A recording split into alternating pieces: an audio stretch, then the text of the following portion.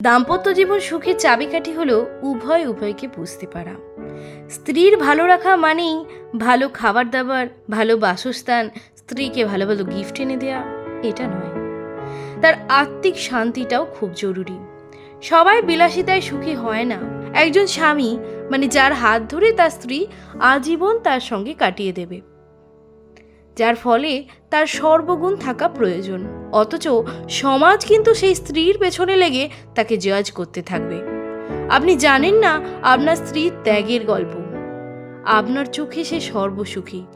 এরকম হলে সমস্যা আপনার চোখের সাথে অন্তরেরও। আপনি আসলে তাকে উপলব্ধ করতেই পারেন না।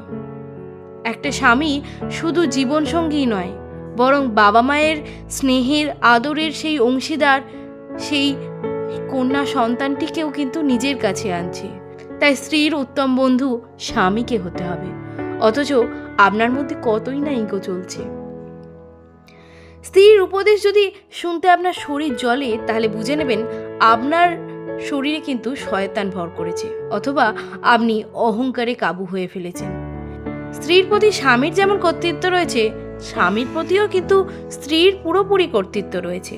সংসার জীবনে কলহ আসবেই, কিন্তু সেই কলহকে জবান দিয়ে এমন কিছু বের করতে যেন না হয় যেটা সংসার জীবনটাকেই বিষাদ করে দেয়। জীবন কেটে যাবে নিজের গতিতে, কিন্তু জবানের কষ্টের ঘা কোনো মলমেই শুকাবে না। স্ত্রীর অনুভূতিগুলো তার হয়ে ভাবলে বুঝতে পারতেন তাকে। বিশ্বাস করুন, জগতের সব নারী ভালোবাসা ও আদর আহ্লাদের কাঙাল। এসব দিয়ে প্রতিটি নারীকে সহজে কাবু করা যায়। আপনি একটু ভাবুন, স্ত্রীর পরিবারের কেউ আপনার বিরুদ্ধে যদি আপনাকে কথা বলে, তাহলে তো আপনি মারাত্মক ছুটে যাবেন, হয়তো বা কোনোদিন শ্বশুরবাড়িতে পাই রাখবেন না। অথচ প্রতিনিয়ত আপনার স্ত্রীর সাথে এটাই হয়ে চলে। যেখানে আপনি পারেন না ফ্যামিলি ছাড়া কাউকে আপন করতে, সেখানে তার উপর কিভাবে চাপিয়ে দেন সব কিছু। মেয়ে বলে কি মানুষ না? আপনিও তো সেই মায়েরই সন্তান, সেও মায়েরই সন্তান, সে আবার বাবার রাজকুমারীও। আচ্ছা, তাহলে কোন আইনে লেখা আছে একটা মেয়েকে সবকিছু সহ্য করতে হবে? স্ত্রীকে সম্মান দিতে শিখুন। একজন স্বামীকে খুব বেশি সাপোর্টিভ হতে হয়। উত্তম জীবনসঙ্গী পেতে হলে তিক্ত কথাবার্তা কমাতে হয়। জীবনসঙ্গীকে মনের মতো পেতে হলে জীবনসঙ্গীর থেকে বেশি কিছু চাহিদা রাখা উচিত নয়। আপনি তাকে বন্ধুর মতো ভাবুন। মনে করুন না আপনি একজন ভালো বন্ধু পেয়েছেন জীবনে। এটাও তো ঠিক, সবার নসিবে সব জোটে না। না হয় কিছু অপূর্ণই থাক না, তবু দিন এইভাবেই চলুক না। এই তো কয়েকটা দিন, মৃত্যু আসলেই তো সব শেষ।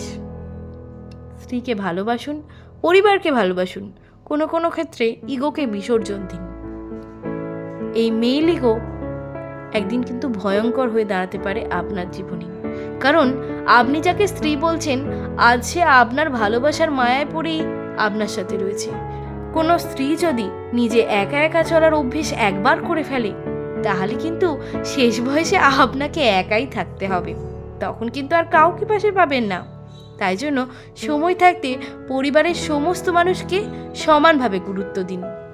আপনার স্ত্রীকে ভালোবাসতে ভুলবেন না, কারণ সেই আপনার প্রত্যেকটি পরিস্থিতিতে, প্রত্যেকটি সময়ে আপনার সঙ্গী হয়ে থাকবে। তাই সময় থাকতে ভালোবাসার মানুষের গুরুত্ব দিন। আদর ভালোবাসায় মরিয়ে রাখুন নিজের স্ত্রীকে, নিজের ভালোবাসার মানুষকে।